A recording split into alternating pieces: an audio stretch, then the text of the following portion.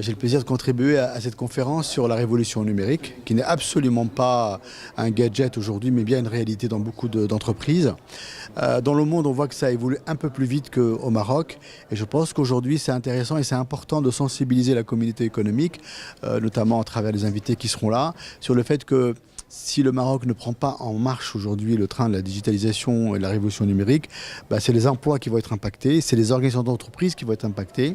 Et bien évidemment, c'est aussi la compétitivité des entreprises. Donc le principal message, c'est aujourd'hui, il faut prendre le train en marche de cette révolution numérique, il faut se donner les moyens, il ne faut pas faire du gadgetisme, parce que la révolution numérique, ce n'est pas un smartphone, ce n'est pas un site web, c'est beaucoup plus que ça, c'est une véritable culture d'entreprise. Et pour ce faire, il faut que les top management dans les entreprises soient conscients de cette réalité-là.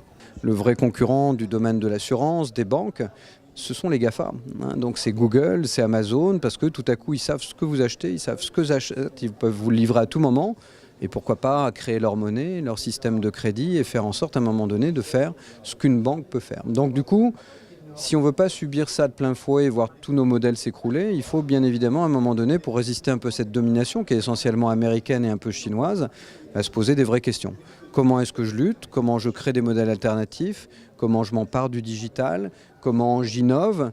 Et puis surtout, parce qu'on pense que tout ça c'est une affaire de technologie, mais en fait c'est une affaire d'hommes et de femmes. C'est-à-dire comment je transforme les hommes et les femmes du haut en bas de la pyramide, et surtout le management qui doit voir le danger qui arrive sans forcément avoir peur, mais au moins en ayant conscience de ce danger. Tant qu'on n'a pas conscience du danger, on n'évolue pas.